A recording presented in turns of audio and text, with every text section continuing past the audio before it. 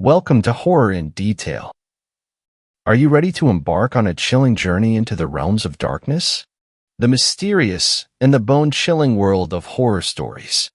On this channel, we are dedicated to unraveling the most terrifying tales that will send shivers down your spine. First story.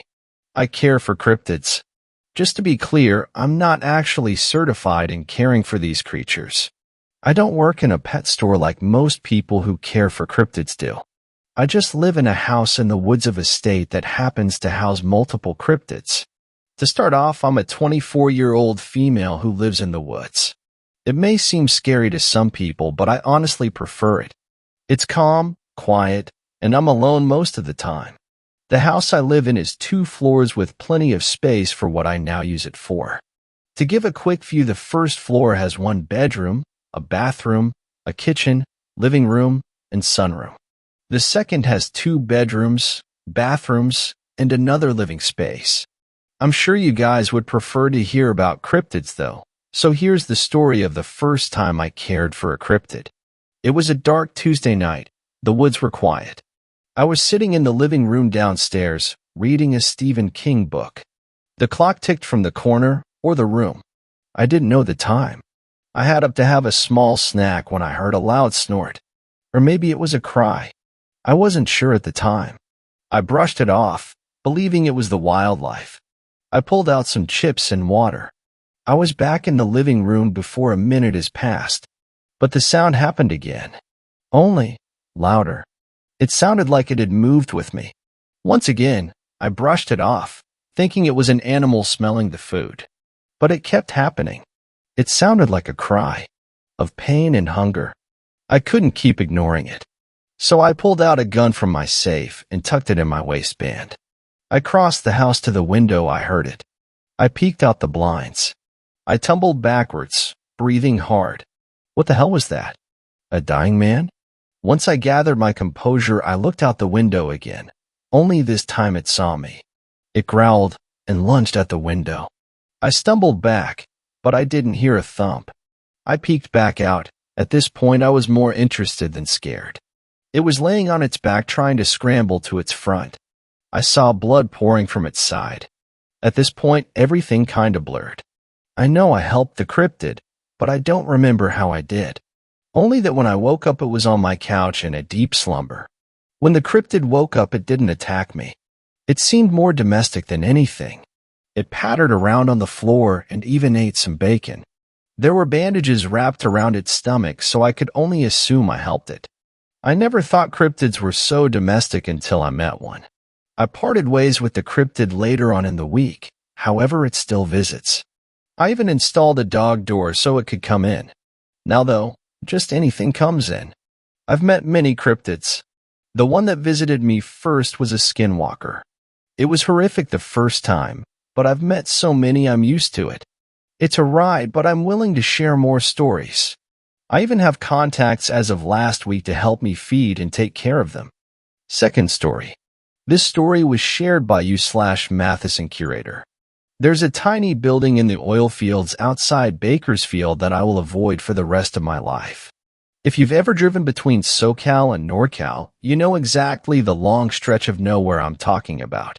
You take Interstate 5 with the tourists and the truckers, up the Grapevine and out into 1,000 miles of California farmland, past Bakersfield, avoiding Fresno, as one should. But if you do this drive enough times, like, for example, if you live in Los Angeles and your family lives in San Francisco, you start to get bored and look for things to do along the way. My mistake was getting bored. I have this book called Weird California about odd places and bizarre stuff, and a lot of them are out here in the farmland. This area just kind of breeds weirdness in people. Last time I made the drive, it was the world's largest box of raisins at the Sun-Maid headquarters in Kingsburg, which was fine, but honestly just a big box. But this time, I wanted to try something spookier. Something more fun, at least. In a place called Elk Hills, west of I-5 and 119, you'll find a gigantic oil field, machines pumping away all across the desert hills. Here's the closest I could get. Google Earth doesn't allow you inside the actual oil field grounds, which should have been a warning sign. Didn't notice the doubling glitch on the oil pump until now. What the book says is that, in the middle of this oil field, there's a tiny windowless building with a radio antenna.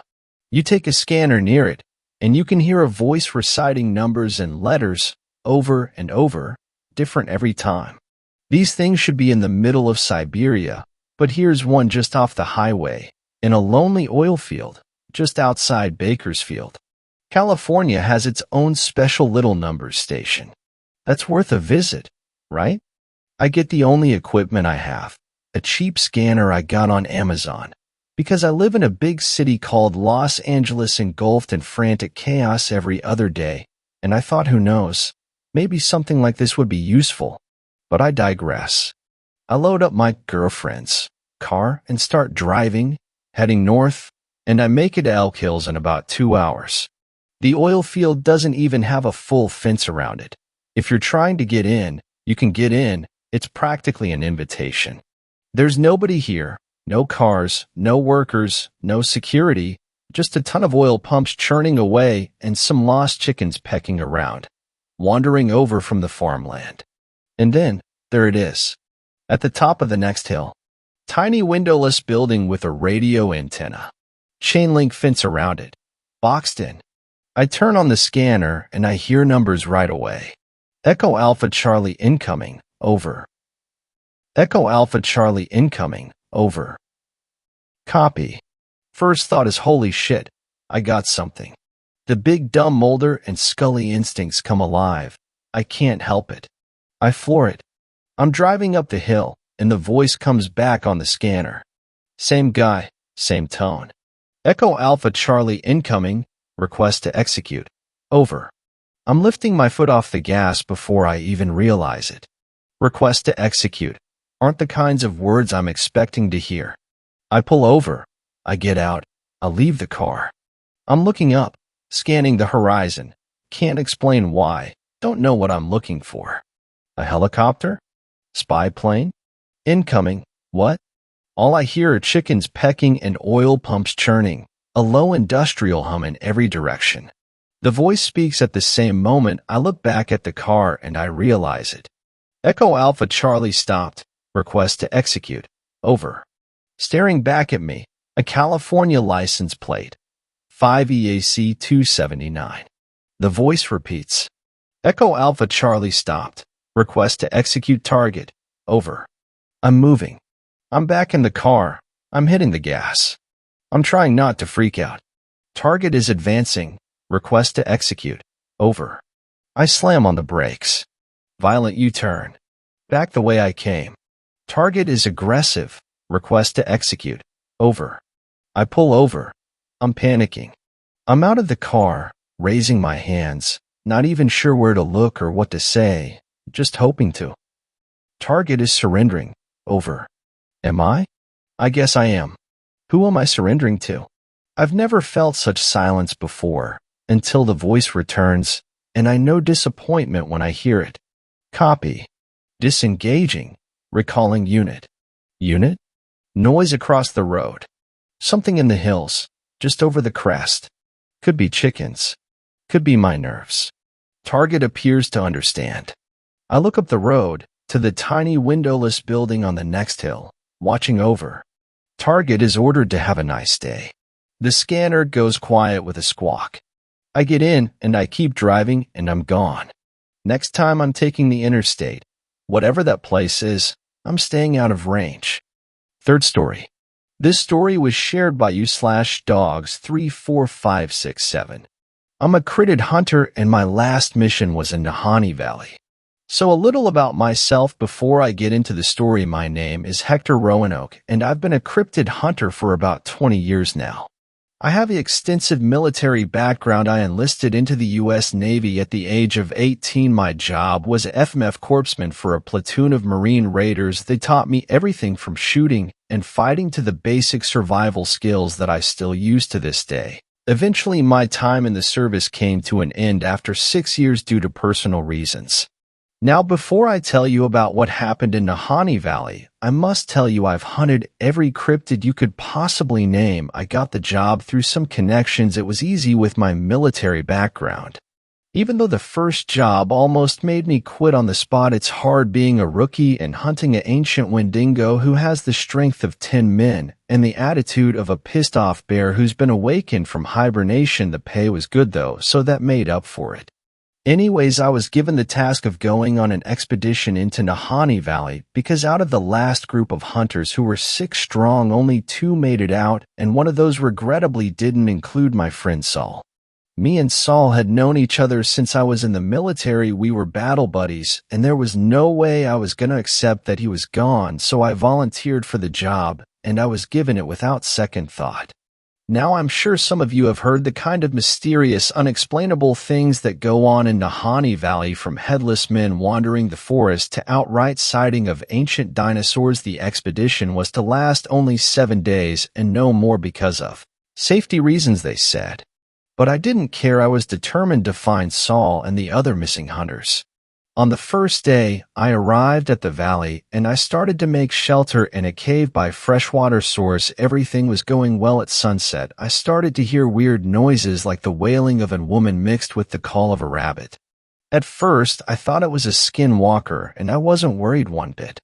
But something was off about the way it was wailing. Skinwalkers cannot mimic animals and humans at the same time. The wailing kept getting closer, so I had to cover in some nearby foliage. What I saw shook me on a spiritual level.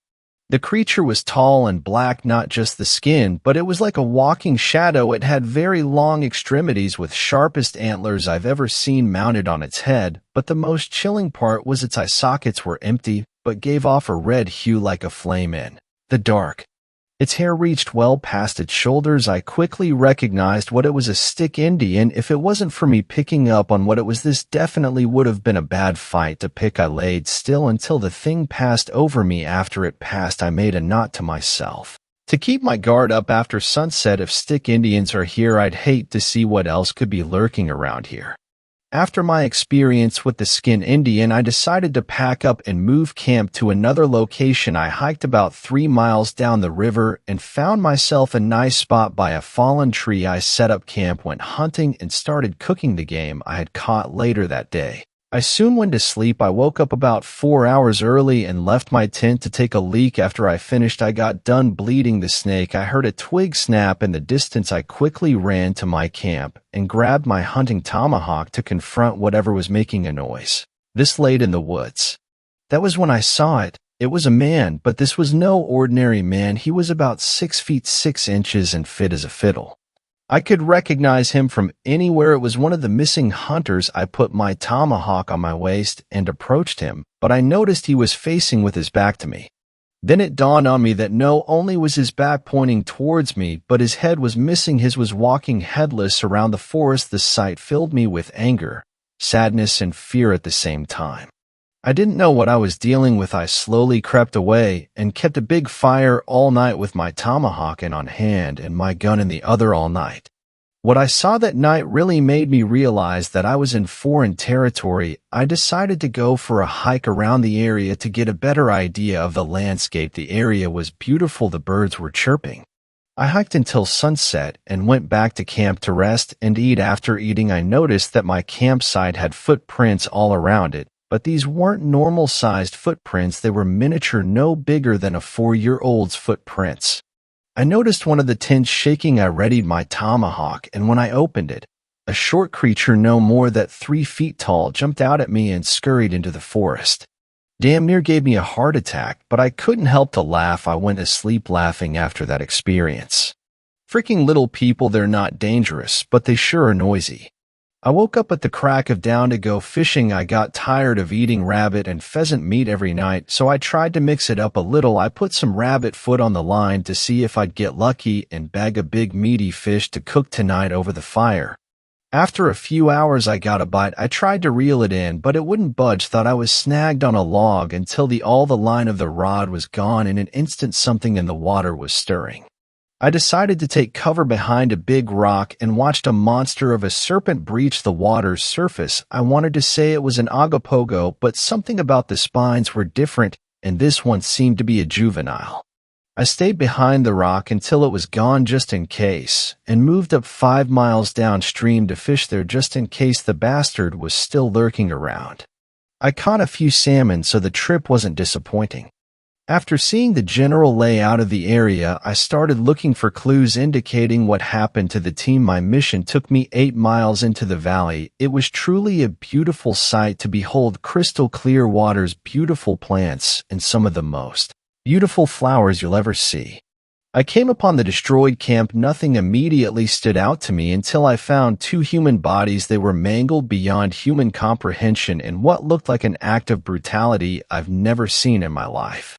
I nearly started crying thinking about the pain they went through before dying. I gave them a proper burial and prayed to God the same thing didn't happen to Saul.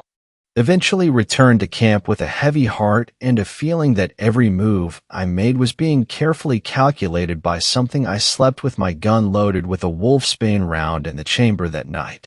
Wolfsbane is hard to find, but boy does it pack a punch against the majority of cryptids out there. I've come to the realization that I'm being followed by something smart. I went to the nearby river to wash myself, and when I came back to my campsite it was destroyed. I thank God I took my weapons with me just in case that Augie I saw wanted a piece of me. The thing that destroyed my campsite left footprints bigger than any humans I've ever seen. It was definitely of humanoid origin. But how human really worried me. Usually humanoid creatures such as Bigfoot and the Sasquatch don't mess with humans unless you are in their territory. Whatever this thing was, it wasn't being territorial, it was trying to make an example. It looked to be more out of rage than to protect something you own. I pondered what it could, but eventually I gave up and sharpening my tomahawk in case the bastard came back. After the encounter, I made a makeshift camp out of some foliage and branches around the forest floor and started a campfire. I knew the bastard was waiting for me to go to sleep, so I spent all day prepping. I'm gonna be honest with you, in all my years of cryptid hunting, I've never seen anything like this. This was the night that made me, a seasoned cryptid hunter, fear for his life. After all day prepping, I was sitting at the campfire when I saw it. I've never seen anything like it. It was tall, about 8.5 feet. It looked human, but it is all wrong. It didn't look like a regular human. It looked like a cross between the ancient race of Gigantopithecus and an ancient human. Its burning amber eyes that flowed in the dark, looking at me with such hate and anger. I could feel the killing intent exhuming from its body. I hurried to my feet with my gun and tomahawk in hand, and it threw something at me that landed at my feet and smiled. I kicked it over with my foot to inspect it, and it was the fucking Skin Indian this thing had killed. Then Skin Indian, and threw its head at me as some sick display of power. I looked back up at it, and it was sadistically smiling at me. I've never felt so much fear in my life. I stood my ground waiting for it to make a move, and I noticed that it wasn't advancing anymore. I looked at the fire and then at it, and its expression fell. To this day, I don't know what that thing was, but I thank God that I had a big fire going. I took a seat, and it did the same at the forest's edge, and we stared at each other, me not letting the fire go out and it not willing to advance with the fire roaring. We stared at each other until the break of dawn, and then at the blink of an eye it was gone. Quickly I left that place and told my superiors what happened, and they told me that there were stories of the Nakani wild men of the valley of the Nahani, and that I was lucky to make it out of there alive. I never did find Saul. One day I will go back there, but until now I just thank God that I'm alive to tell the tale. I'd tell you more stories about my career, but I'll have to wrap it up here. I just got a call about going on a mission with some agents to investigate Skinwalker Ranch. If I make it back alive, I'll tell you the details about that hunt too. Until then, farewell and be safe. Out there, you never know what really lurks in the deep unexplored regions of this earth. Fourth story. This story was shared by you/user_identification_Z. Walt Disney World Suit Rules and Protocols. I'm not good with storytelling, so I'll just hop right in. I work as a security guard at Walt Disney World, or as I call it, the most demonic place in the multiverse. I used to work in the police force, but got let go due to budget cuts. I loved working there, so I was pretty distraught about the whole thing. I thought if I worked at the happiest place in the world, I could recover. I know that's a shit reason, but downing 2 bottles of Jack Daniels does that. So I filled out an application and boom, I got the job. If I wasn't drunk as hell, I would not have made that mistake. When I got there, they escorted me through some underground tunnels to a pure white room with a table and 1 chair. They handed me a list and told me to read it and sign it. Here's that list. Hello, and welcome to your career at Walt Disney World, the happiest place on Earth. Below are the supernatural and unexplained intervention team, suits rules, and protocols. Need to know items. Primary weapon. Pistol that looks like a prop to keep the magic, but fires microtrank darts. Secondary weapon. 12-gauge rock salt buckshot shotgun, not to be seen by guests unless there is a Class 4 emergency. Intercontainment division, entertainment plus containment, costumed suits that lead Class AF anomalies and cryptids into the tunnels below the park. They are costumed so everyone doesn't question it and thinks it's part of the magic. There are 3 tunnel systems.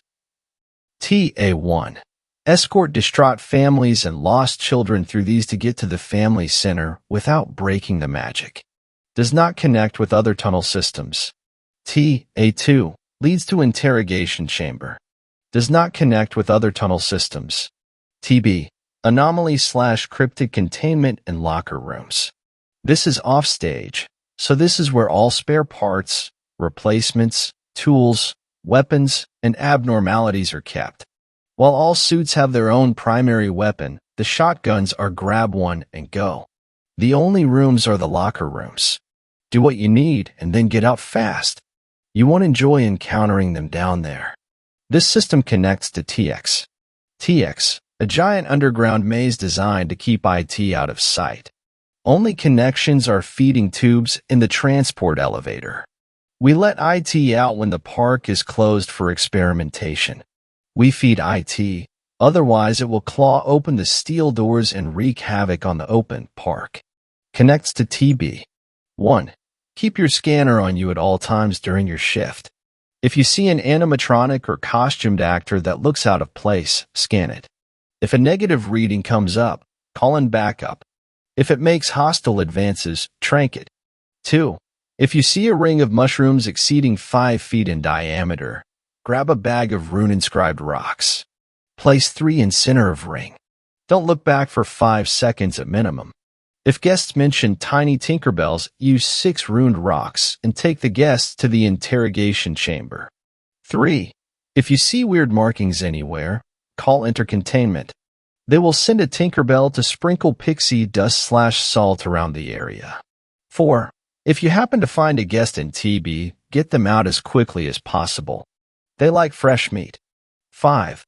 If someone complains about a fish-like creature in any of the water rides, discreetly pour cyanide into the water. Close ride for 1 hour. 6. If someone says anything about ghosts, spirits, or strange sounds, close the attraction and notify the chief. Do not enter unless we say. If the out of place is in the open, call intercontainment and be ready to provide backup. 7. If the music stops at all, radio in code 13Z. If it comes back and it's not the same song, then someone bit the dust in the control room. Get a shotgun and proceed to the control room. If the music does not return in 10 seconds, clear the park. 8. If any of the characters start talking in a very high or low pitch, call intercontainment. They will have a whole show plan to fool the guests in order to get the thing. 9. If any character faints, then they are employees in a costume. All employees need a 30-minute break for every 2 hours spent in 85F or higher. If the character becomes more lively in the heat, refer to Rule 1. 10. If anyone has a shirt that says Disney Security, you are authorized to throw them in TB and beat the shit out of them. Once incapacitated, throw into TX feeding tube. Run. 11. If one of the cryptids gets to a guest, trank the cryptid and call code 6H. This code locks down the section of the park in which you are in. Calmly walk to the nearest TB entrance. There are always amnesia gas grenades right by the concrete inner door. 12. No one whatsoever is to go to Old Discovery Island. That's where they come from, and they will kill anyone on sight. TB has a transport system that ships any cryptids back to that place. 13. If any of the characters start bleeding out of their eyes, call the chief. Run and yell at the guests to run. PR will handle the guests. 14. If any guest mentions a specific abnormality, take them to the interrogation chamber. The following is Siren Protocol. A. Siren 1. Audible only to security. Demon trap activated. Grab a shotgun if you aren't busy. B. Siren 2. Audible only to all staff. Exorcist is coming/exorcism ongoing. Distract guests with free stuff if need be. C. Siren 3. Audible to everyone. Class 4 emergency. This could be anything from a dirty bomb to severe abnormalities to outright evacuation. D. Siren 4. Audible to everyone. IT has escaped. IT will likely be on ground level, so getting a shotgun shouldn't be too hard. We also have a couple of SWAT divisions stationed here, so IT might be dealt with before you get a shotgun. However, your job is to deal with the class staff cryptids, not IT. And lastly, if there are two Mickeys out, radio in code 666 XC. This will result in Siren 4 sounding. Failure to abide will result in immediate disciplinary action. Signature. What the hell? I thought I got a security job, not wrangling demons. Then it hit me. I did this while I was drunk. Well, shit. Rather than say, hey, I was drunk when I did this, I just signed the stupid thing. Great. We'll start you out shadowing the chief for a couple weeks, then you're on your own. Any questions? Yeah. Where did these things come from in the first place? We don't really know. They first showed up after we closed down the old Discovery Island. All we can do is protect the guests. We tried clearing the park long-term once, but it didn't go too well. We had to fish people's insides out of the lagoon when we found them. Oh, okay then. Those 3 weeks shadowing the chief really put my job in perspective. On the first day, I expected some gruff, feeding donuts, but the chief was actually a somewhat attractive woman. Of course, we were all business, and I learned real quick that this place is hell. On day 4, we had suit radio into the intercontainers that Donald Duck's voice suddenly got really low. The park has a plethora of cameras, so we found it pretty quick. I will never unhear that sound. I asked why the suit didn't use his scanner, but the chief said that DD was in a completely normal area, so the suit didn't suspect a thing. We only had 3 more experiences in those weeks. After that, I was on my own. I will never forget what happened on my first day alone. I was on patrol around the Space Mountain ride when this unholy screaming came from the ride. Now, we have to do our best to not break the magic, but this was pretty obvious, so we had to play it off.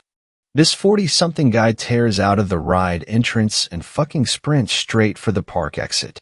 I played it off by saying, don't sniff pixie dust too much, kids, and then the chief called. Workman, my last name, please close the ride and investigate. Sure thing, ma'am. I closed it down and went inside. I used my flashlight to navigate, because the lights are complicated. I saw something in a corner. Sorry, sir, but this ride is what the FUCK. The something I thought was a person turned out to be Goofy with a maw of sharp teeth. Goofy had sharp teeth. A cartoon character had teeth made for eating meat. Yup, Eugia, said the abomination in the lowest, most demonic voice I have ever heard, worse than the time with Donald. Luckily, I knew what protocol was for this incident, but then I noticed something else. The cartoon character with a carnivore's teeth and Lucifer's voice was bleeding from its eyes. Suddenly, out of nowhere, the chief materializes with a shotgun and blasts that thing's face. There were more loud bangs, but they came from outside. Intercontainment's out there right now distracting the guests. I would have left it to you, but sharp teeth is something we've never seen before, so I did what I could. Let's clear out so they can transport it back to the island. Hold up, I asked. Is it dead? Nope. These things don't die. They just reanimate. Oh, in which case, let's move. Speaking of which, how'd you get here? I used the TB system, and that is what happened that day. I could probably write a whole novel about my 10+ years there. Well, geez, I didn't expect this to blow up to the point that it did. I'm glad that you guys enjoyed the post. I have a good amount of friends at this job, including but not limited to Comrade Igor. He and I are very close friends. He immigrated over here from Russia when he was 3, so he pretty much grew up here.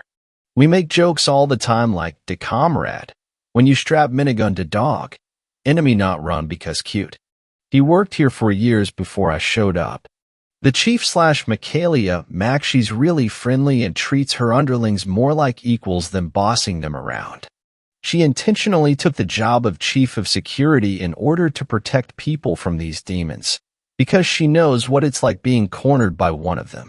Legend has it that she is one of the few people to have seen IT. And I asked her, IT is not Walt himself. You/wolf_of_WV. IT is actually Mickey, or some twisted and foul manifestation of him.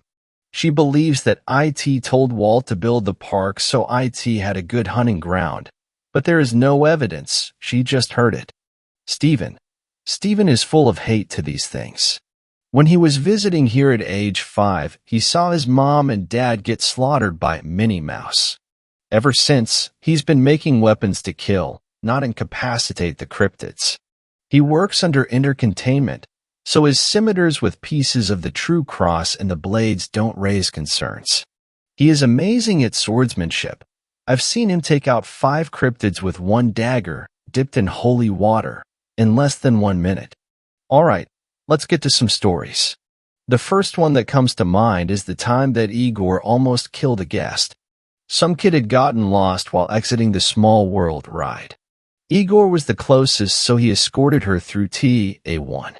Well, he meant to, anyway. The girl asked why Elsa was following them while they walked. Do you mean Anna? Elsa is sick, the actress was. This is Workman. All available suits come to redacted section.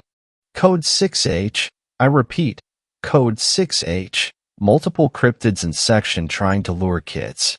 Grab a shotgun. Lock the park down. This is the chief. Thanks Workman for saying it for me. All suits listen to what he said. I'll be there in 2 minutes. Suits start to pour out of the TB system with weapons leveled at the creatures. The cryptids started to grab kids. Claws, fangs, etc. started to sprout from their bodies. They were using the kids as hostages. The kids went apeshit, crying, screaming, fainting, going catatonic. I was actually scared. Not for myself, but at the situation. If only the chief was here, she'd... Oh wait, she just arrived. Igor was driving a dune buggy with property of Walt Disney World on it. The chief was standing on the fucking roof with an AR-15. I guess we have those now. She addressed the things. Look, I don't know who or what you are, but if you don't let the kids go right now, then you will be in a shitload of pain. Drop them. They responded as one. Mine, mine, mine. Oh, well that changes every open fire. All 80 suits in the area plus the chief started shooting these things, but the buckshot seemed to do nothing to them.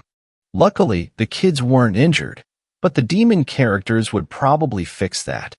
I caught something out of my eye. Steven was going berserk on these things. He had what looked like a machete in both of his hands, cutting them down in a whirlwind of steel. Eventually, the chief called a ceasefire so we didn't accidentally kill him. His holy weapons were the only thing that could incapacitate the vile beings. It took him about 10 minutes to down all of the creatures in the section, during which all of the suits were cheering him on. When the fight was over, the chief got on the intercom for the park. Attention park guests.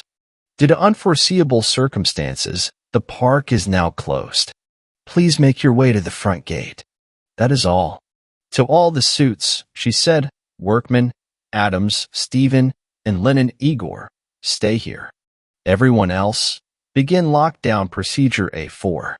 She hopped down from the dune buggy and walked over to the costumed actor playing Donald. Without hesitation, she dragged him off the ground and punched him across the face. Listen up, you fat cunt.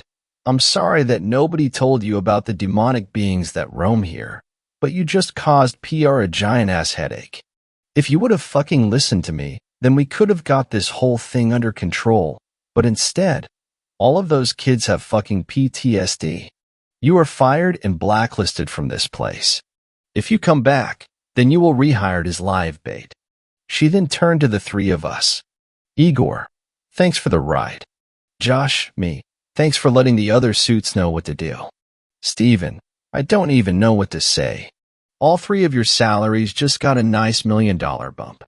Come over to Club 33 after the park closes. You guys deserve a special thanks/party.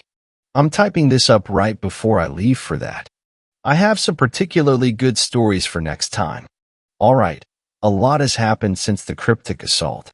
First off, we are on a more organized schedule. There are 5 people in a team, and there are 50 teams. My team is me, Igor, Steven, new hire Kevin, and the badass/the chief. Kevin is pretty good to be around, although his humor is really dark.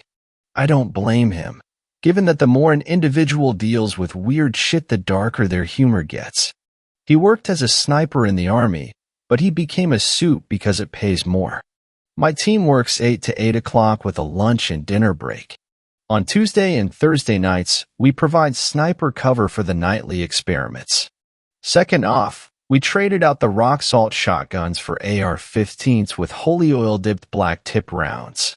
Third and final, we brought in a whole team to develop a gas that only affects the creatures to keep them at bay. During a Sunday night experiment, Team A forbailed, my team, Team A, won, split off for the sniper support. I went with Michaelia, still the chief, but it's after hours, so just call me Mac. We were ordered to set up camp close to the old Discovery Island. Look over by the main building on the island. Are those kids? Holy shit, yes they are. In radio, this is the chief. 2 kids spotted at the island. They seem to be 16 to 18 years old. Zooming in, they appear to have video cameras. My guess is that they are vloggers or just retards. Can we get an evac team in there? This is Control. Sorry, can't send a team out as Walt, nickname for Demon Mickey, is particularly difficult today. Shoot a couple shots and defend if need be, but don't waste ammo. They didn't read the signs, not your problem. Okay, we'll do what we can. Josh, see any demon things or near them? They look like boys from up here. Possible Snow White coming for them. It stopped and appears to be hurt. What? I think it's trying to lure them in. That makes some sense, but why would it do that unless found a Gaston stalking them?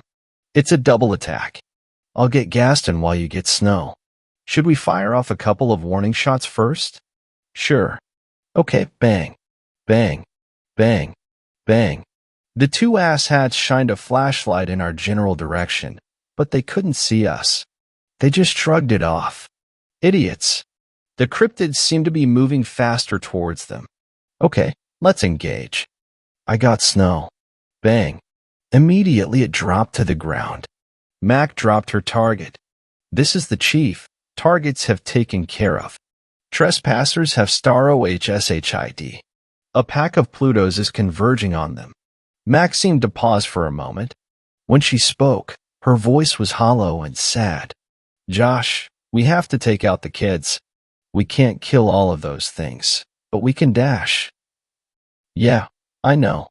3, 2, 1. Now. Bang. Bang. Control, this is right. Workman and I are done.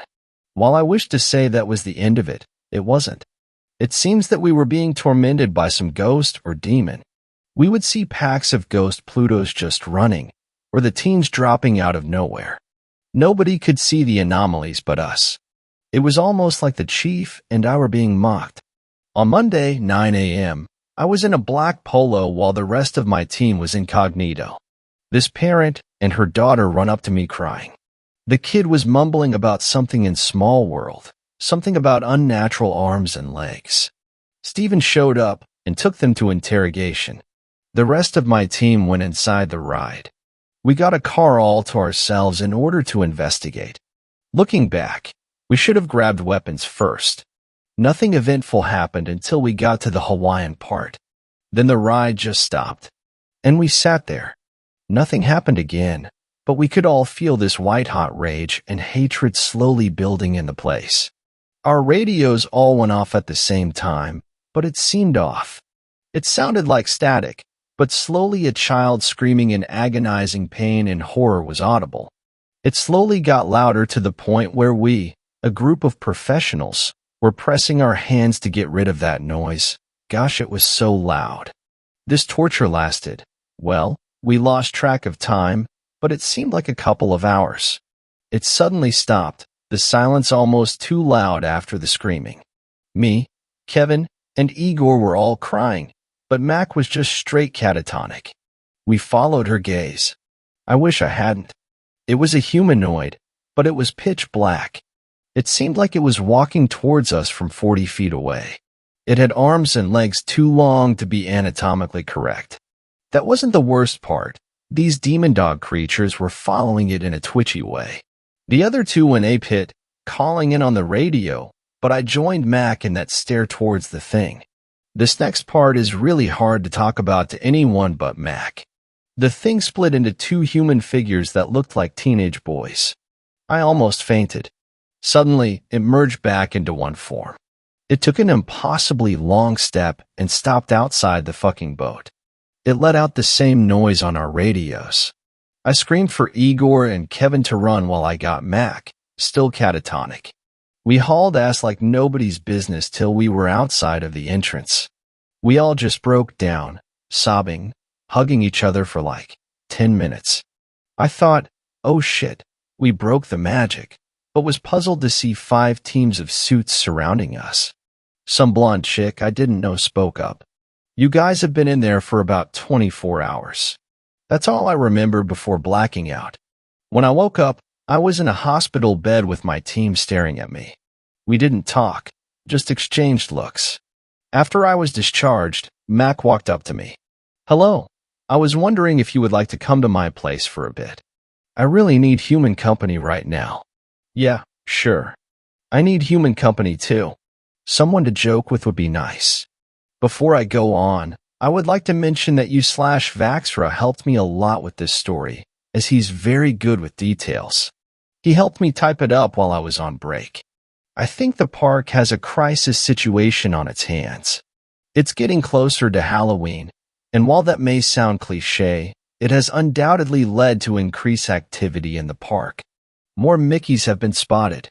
2 suits have been targeted personally to the point where they are unable to work.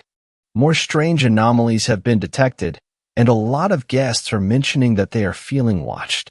An unavoidable increase in missing people have been reported, from Small World, fuck that demonic bullshit, to Dinosaur to that Peter Pan ride. The Peter Pan ride seems particularly malevolent, as it's going after private investigators specifically. I met one of these investigators, you/Vaxra, who commented on one of my posts about needing help. Steven and I had some free time off, so being suits, we went into the park after hours for a cryptid hunting spree. He had his scimitars, and I borrowed his machetes for the hunt, and we both had AR-15 strapped to our back. Now, we can't actually kill them due to some unholy trait, but we can damn well incapacitate them. We were running back to the entrance when we saw something weird. A Mickey. We froze. Everything about this was wrong. Its smile was too wide, with black, bottomless pits as an excuse for eyes. Its ears were shredded in places, and its arms and legs were stretched to unreal proportions. The words it said to me sent shivers through my body, like my ears wanted to shrivel up and die at the sound of its voice. Mickey Mouse Clubhouse. Come inside, you'll have fun inside. And with a snap of its neck, it disappeared, only a white and black photograph in its place. Stephen was the first to snap out of his stupor, shakily walking over to where the cryptid was and picking up the photograph. What was in the picture turned his face ghost white. Stephen, what is it? He handed me the photo, and I immediately radioed in for backup. It showed a male in the center of a satanic circle, surrounded by what looked like dismembered Mickey animatronics and bones. The most horrifying thing? He was smiling at the camera. Almost half an hour later, we had arrived at Old Discover Island. We had identified the cavern from his comment on Part 4 as somewhere under the lake, and lo and behold, there was hole leading under lake, with only a sign to mark the entrance. Mickey Mouse Clubhouse.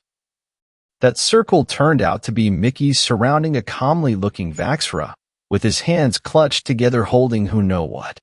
We've had a couple of bait situations before, so we thought it was a ruse.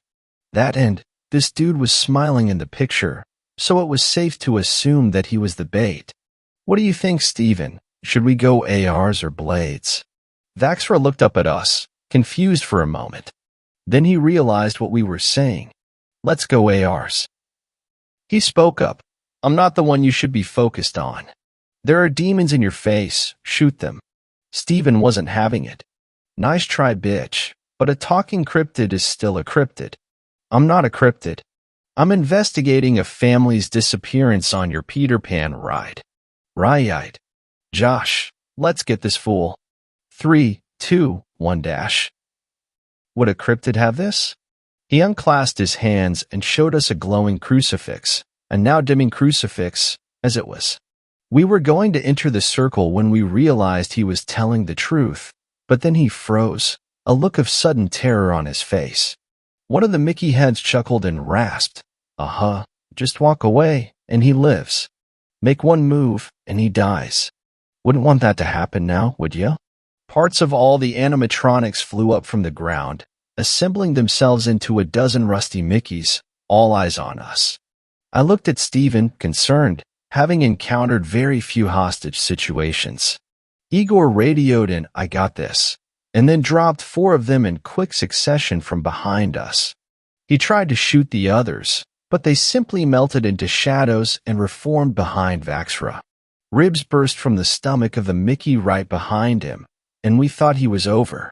Suddenly, he broke through the ribs and leaped behind us.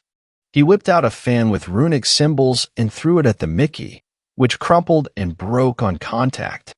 At this point, there were 3 Mickeys coming from the right to try to get us, and we were shooting at them with no luck, as they kept melting and reforming to avoid our bullets. Steven got 2 lucky shots on 2 separate cryptids, and they crumpled to the ground. With 2 gunmen trained on 1 cryptid, it had no chance. When we were done with our side, we turned to Vaxra's side, and to our complete astonishment, he had eliminated 4 of his, only having 1 left. He was speaking to his cryptid in growling tones, crucifix in one hand and fan in the other. You thought you could end my life here? In this accursed, unholy place. The cryptid was backing away slowly, but at the same time, shooting dark shots of oil at Vaxra. He was shielding himself with his cross, and shot arched rays of purple energy at the cryptid. Hey, we can have some fun. Just put down your fan and put down your cross, and we'll eat Kandiska dash. It never finished its sentence, as Vaxra's fan split into multiple blades, surrounded the cryptid, and pierced it from all sides. He then whispered something, and gold light engulfed the carcass, with nothing in its place. Me and Steven looked at each other and put guns to Vaxra's head. You're coming with us. Half an hour later, we were in the interrogation room with Vaxra strapped to a chair. I got to ask the questions. Who are you? Who are your clients? What were you doing in the park after hours? Did you see anything, E? Will you open your mouth and say something? The whole time he was just staring at us with an amused smile playing on his lips. The smile didn't disappear when his lips kissed my fist. He finally opened his mouth to speak. Names are a powerful thing, sir. But as you've saved my life, you can call me Alex. The names I cannot tell you, though, are my clients. I respect their privacy and their safety, along with the expensive annual passes they have to your park. I couldn't stop a small smirk from coming across my face, as quick as it was. I wasn't trespassing in the park after hours, suspicious as though it may seem. I was riding the Peter Pan ride, and blacked out just as we were flying over London. The missing family was on that ride, specifically in that mini London you know. It looks like they've fallen from a great height. Wendy's hands have almost unnoticeable bloodstains on her hands. A rustling of paper and pencil came from behind me as Stephen wrote down notes. Thank you. We'll look into that. How are you able to do that? Stuff with your crucifix. We've had cardinals in here before, and they have never come close to being able to do that. Some things I am required to keep confidential. Just know that you and me, we fight on the same side. Okay, I can respect that. Are there any other supernatural anomalies you wish to tell us about? Yes. Small World has many, is he all right? My partner had just grabbed the table and was shaking. PTSD. My team has had experiences on that damnable creation. Understandable.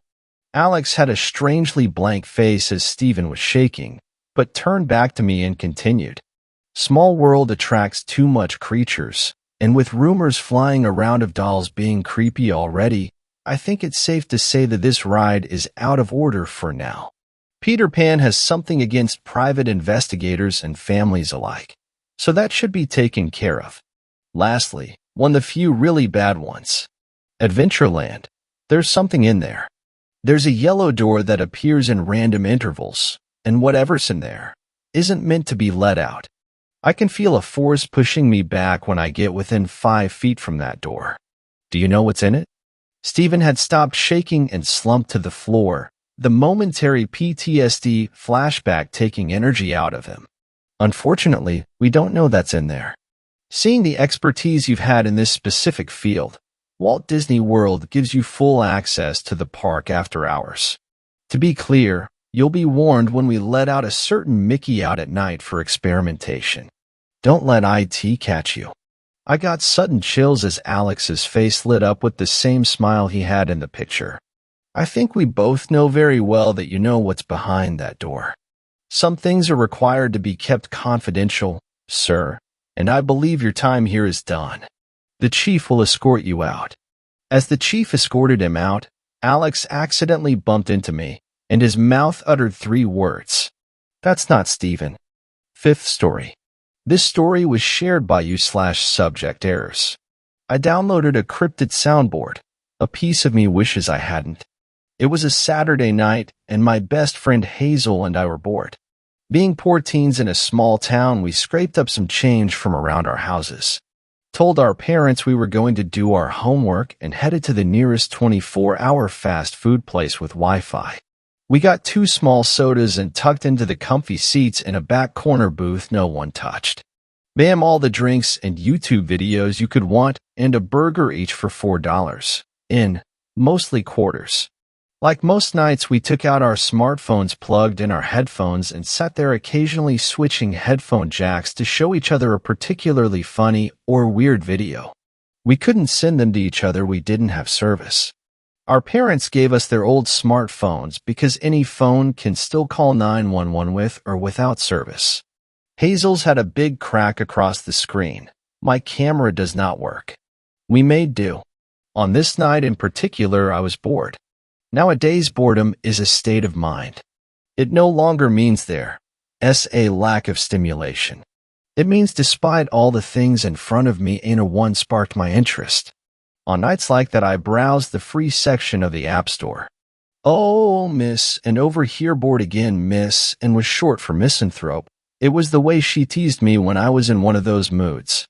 Hazel had this uncanny ability to never be bored. She was always down for anything.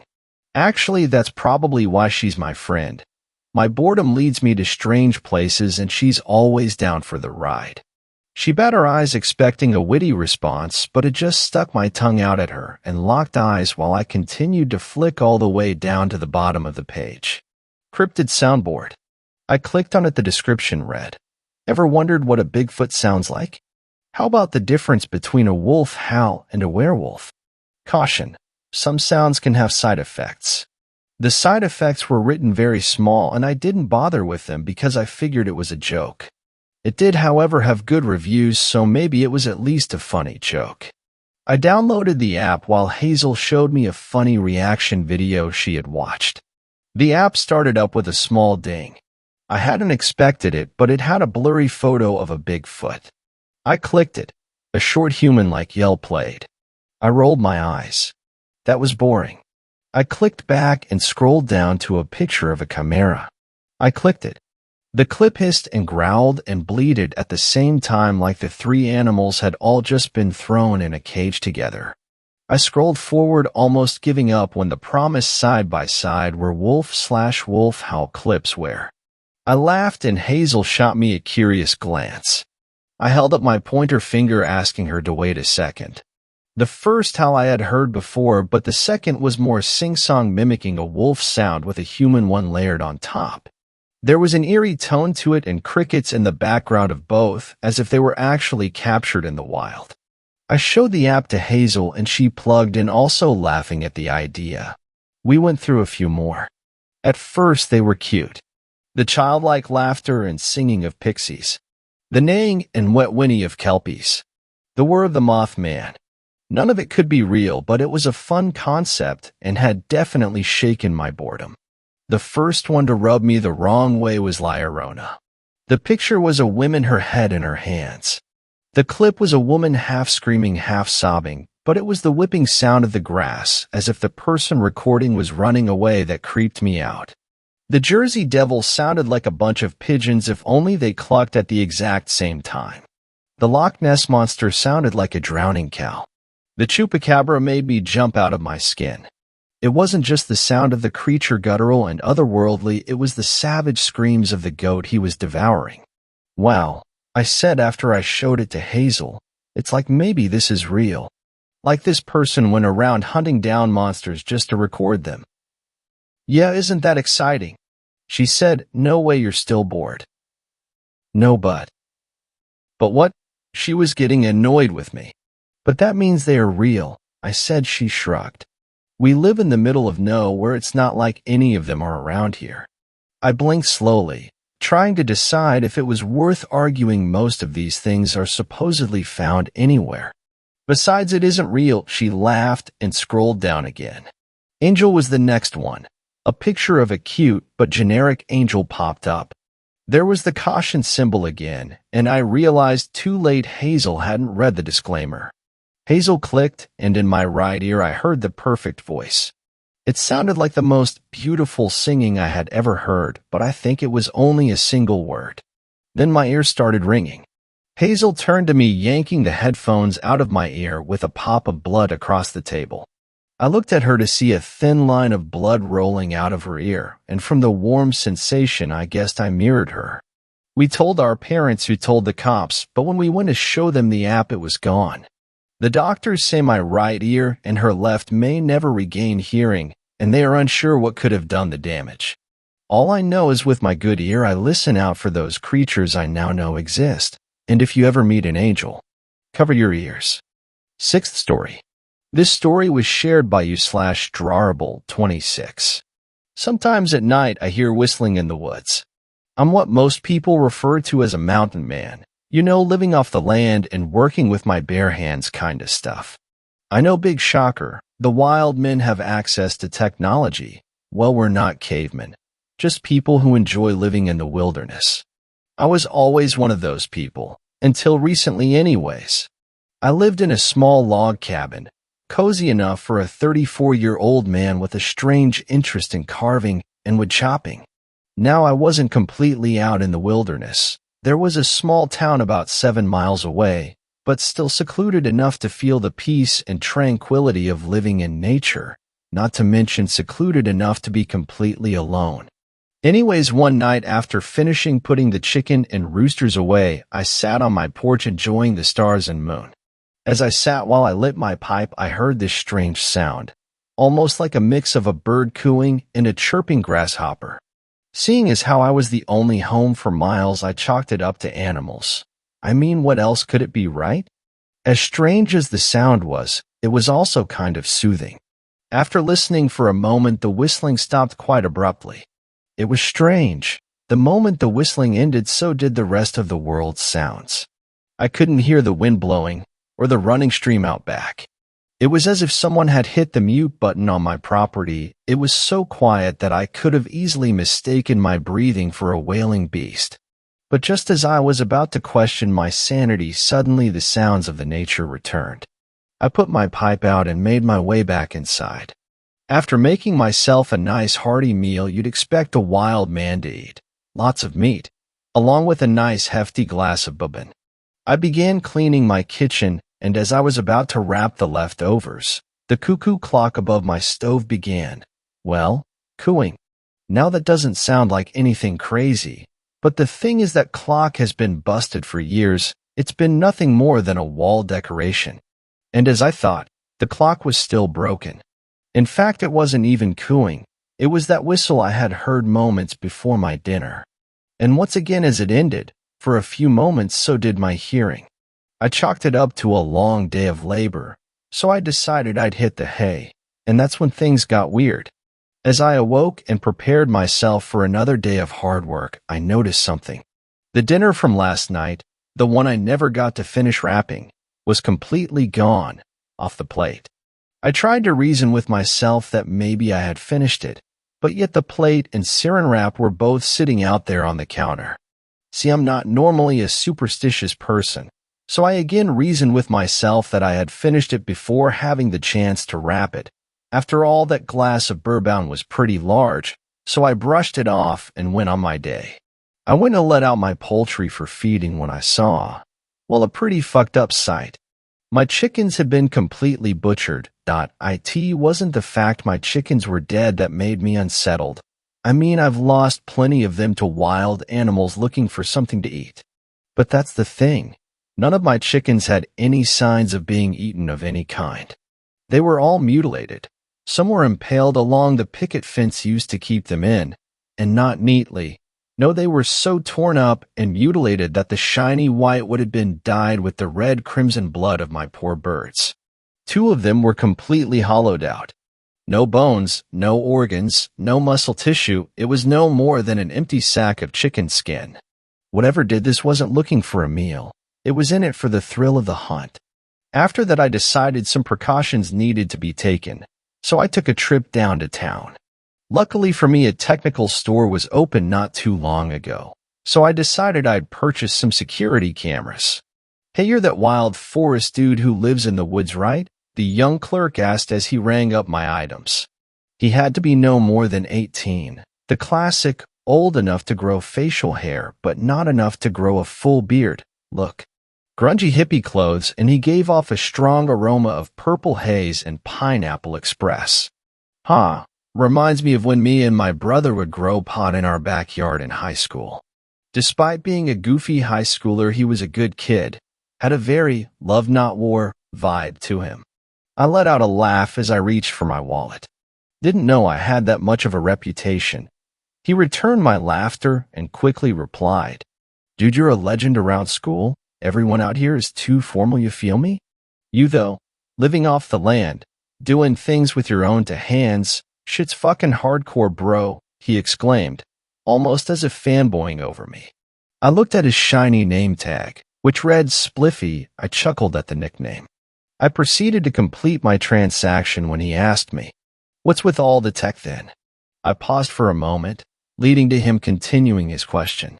"My man, you've been living the frontier life since I was in pre-K. Why the sudden change up?" "Been hearing some noises from the woods, not like anything I've heard before. Messed up some of my birds pretty bad," I said as I handed the boy my credit card.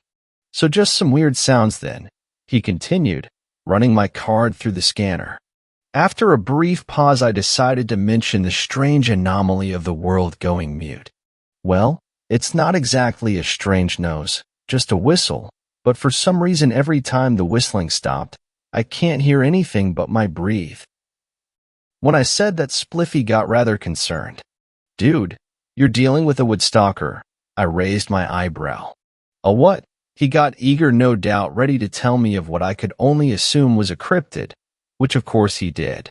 A woodstalker, or a tree skin prowler as it's known in Indian folklore. It's believed that they were said to be the great omen for forest and woodlands areas.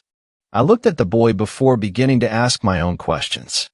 I tried to convince myself that I was simply indulging his tale, but deep down a part of me believed it could be what I was dealing with. So then what's with the whistling? He continued as he began bagging my items. Well, according to the Native Americans, whenever hunters or gatherers would go for an expedition and never returned, it was followed by a long whistle, which was then followed by complete silence. The Indian tried connecting the dots, and they came to the conclusion that the whistle would come either right before or after disposing a victim. Well, I'll keep a lookout for walking trees then. I laughed as I placed my card back in my wallet and grabbing my items. Yeah man, good luck. You're really gonna need it, he said rather seriously. I left and entered my truck, the whole ride debating this would stalker, then my sanity for even entertaining the idea. I arrived home and got to work on setting up the cameras, making sure to put an extra behind the house towards the woods. The rest of the day went completely fine, assuming I had scared off whatever creature was around, so I enjoyed a nice meal and a tall glass of ale. It wasn't until later it all went wrong. I awoke to the sound of my dog Cordis barking violently, once again followed by the now disturbing whistles and its preceding silence. I instantly ran to my camera monitors and witnessed the strangest thing. Curtis had been sitting at the edge of the tree lines, just sitting there, for 3 hours. It wasn't until I saw a large rustle around in the woods that he started barking, then running into the woods. I ran to my room, grabbing my rifle along with a box of shells, and rushing to the door. Curtis was the only family I had, and I'd be damned if I let some tree monster take him. I bursted open the back door, damn nearing busting it off its hinges, and made a break to the woods. After about 10 minutes, the whistle returned, louder than ever before. Despite the following silence, I could still see the bushes tussling in front of me. I quickly raised my rifle, slowly releasing the safety, and out came Curtis. I took a quick sigh of relief and went to pet him. However, he just kept running back to the house. Before I could follow, I heard another wailing, but it wasn't any animal or monster. It was a human cry. I quickly rushed to the sound as quick as possible. Might be a monster out here, but I'm not letting anyone die on my property. The screaming got louder and louder till I finally reached the source. It was the kid from the electronics store. He had been completely mutilated. His chest was caved in, his legs were broken to hell, looked like a graph, and his left forearm had been laying on the right side of his body. I rushed over to the kid, kneeling down to comfort him. Let's be honest, there was no way he was making it out of these woods alive. Jesus Christ, kid, what are you doing out here? You know what was out here, he wheezed, coughing up thick red blood. Wanted to help, he said between blood-gargled coughs. He reached up with his one still attached arm and grabbed my collar, pulling me closer to him. You need to run, he whimpered, just in time for me to hear before the haunting whistle came, directly behind me. I turned around, quickly stumbling back as I came face to face with it. The thing looked like something straight out of a J.R.R. Tolkien novel, broken twigs and branches twisted to make the form of the creature's body, its cracked, jagged bark seeming to form some kind of scales or armor, or something. The most disturbing part was its face, the same one I was looking down to as it was telling me to run. And no, this isn't some Leatherface/Ed Gein situation. The thing didn't steal the kid's face, more like copying it. It had been carved into some sort of tribal mask, and it was disturbingly accurate. You could see the pain and suffering on the boy's wooden face.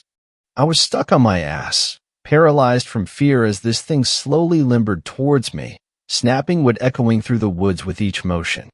As I slowly began to push myself away from the creature, I was reminded I wasn't completely screwed, as I felt my palm brush against my rifle. I quickly scooped it up, aiming for the beast, and fired. It recoiled, letting out a hiss of pain. Seeing as it actually had an effect, I continued to fill it with buckshot, till there was a pile of empty shells at my feet. Not wanting to test fate, I balled my ass back home and fortifying it to the nines. The next morning, I had called the police about the boy's body. When I brought them to the location of the body, which was still there, but not the creature's, not even a branch left behind. They chalked it up to a rather gruesome bear attack. Wasn't he gonna argue them on it? What would have happened if I told her the truth anyways? Probably would have been put behind bars or in a padded wall. I have moved to the city since then, a decent apartment on a real high floor and far from any forest. That thing is still out there, and I have a feeling it's never left my trail to begin with. 7th story. This story was shared by u/HLLBLzer310. The creature on New Year's Eve. So, I had a very strange thing occur late in the evening, or early in the morning if you prefer, on New Year's Eve. I had been out at a party drinking and smoking a bit, as is customary. At around 2:30 a.m. few friends, I'll use nicknames for them, Mads, and Max, and I left the party we were at and headed back to our town. We had kept the roach of a blunt from the party, and we decided to pull into the resident parking lot outside the condo complex I live in to finish it off. Not 2 minutes after we spark it, a man comes stumbling up the road that runs through the parking area. This road, for reference's sake, runs through the parking area and down a hill to a few houses. I know pretty much all the people who live down that small hill. The man didn't really perturb me or my friends, so we kept smoking. Then a minute later, a high school girl wearing no shoes or socks and just a short, skimpy dress comes walking up the hill. At this point, I was starting to wonder what kind of weird party was going on at one of my neighbors' houses. The girl walked through the parking area without a word and then turned onto the main street and headed up it. At first, we assumed we wouldn't bother worrying because, despite her lack of shoes, she was walking straight and seemed to be keeping to herself. That's when things got strange. After she had disappeared from sight up the street, she came bolting back down as fast as she could given her shoeless situation. When she reached my friends and I, she slowed down, but looked very spooked. Mads asked her what had happened, and she stepped away from her at first. Then, with horror-stricken eyes, she pointed up to the main street.